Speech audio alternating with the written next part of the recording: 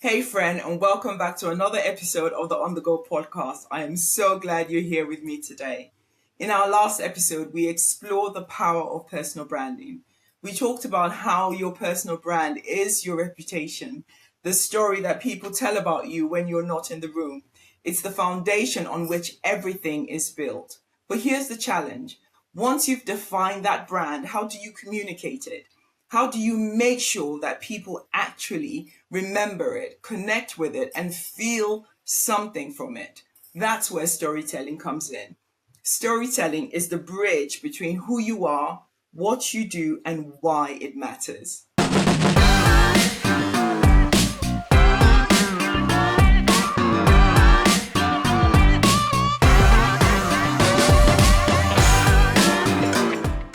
Here's the truth. Us humans don't think in bullet points.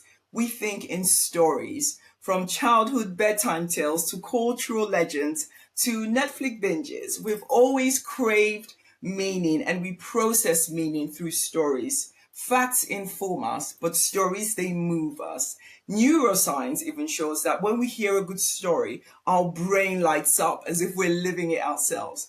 Think about the last time that you made a big purchase. Did you buy it only because of the specs, or did the brand story make you feel like you belonged, like you were part of something bigger? So, why is storytelling such a powerful business tool? Three reasons. Number one, stories build emotional connection. People don't buy products, they buy how those products make them feel. Number two, stories make you memorable. At a networking event, you forget job titles, product specs, but you remember the story of the founder who nearly gave up, or the professional whose childhood curiosity led them to their career. Number three, stories inspire action. A story doesn't just entertain, it calls people to action. Investors open their wallet. It makes them open their wallet. It makes employers open doors. It makes customers open their hearts. Here's something to try. The next time you're presenting, lead with a story, not with data, and watch how differently people respond. So, how do you actually tell a story that sells your vision, your product, or your brand? Here's a simple framework. What's the problem that exists? When crafting a story, think of the problem that exists and make that problem relatable. Now that you've written that problem, how did you or your product step in to solve it? Don't skip the obstacles because that tension keeps people listening. What's changed and what's possible now that wasn't possible before? For example, instead of saying we provide cloud-based solutions for small businesses, say this. A year ago, I met a business owner who was losing hours each week chasing paperwork. She was stressed, burnt out, and she almost closed her business.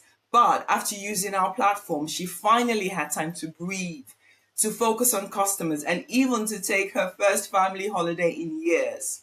Okay, which one sticks more? The story every time.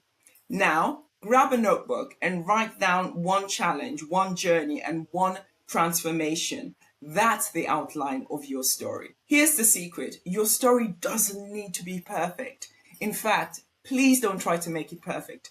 Polished scripts can feel staged, and staged stories, they don't connect. What connects is authenticity. So please be willing to be human. Share the mistake that taught you something. Share the moment that you doubted yourself. Vulnerability creates trust, and trust is what sells. Remember from the last episode, I said that your personal brand is about consistency and clarity. Storytelling is about how you bring that brand to life. It's how your audience doesn't just hear your vision, they feel it. So, what part of your story feels the most human, the most vulnerable? That's often the piece that will resonate the most. So, here's my challenge for you this week. Craft one story around your vision, your product, or your personal brand.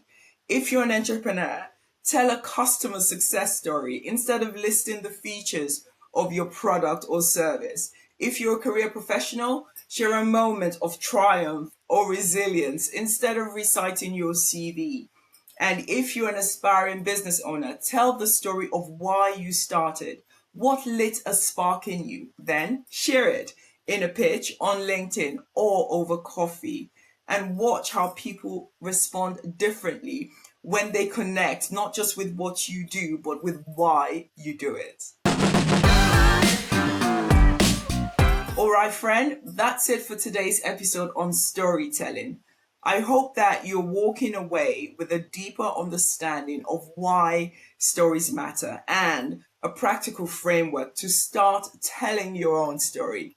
If you missed our last episode on personal branding, go back and listen to it because it pairs perfectly with this one. And if this episode resonated with you, please share it with a friend who's building something meaningful.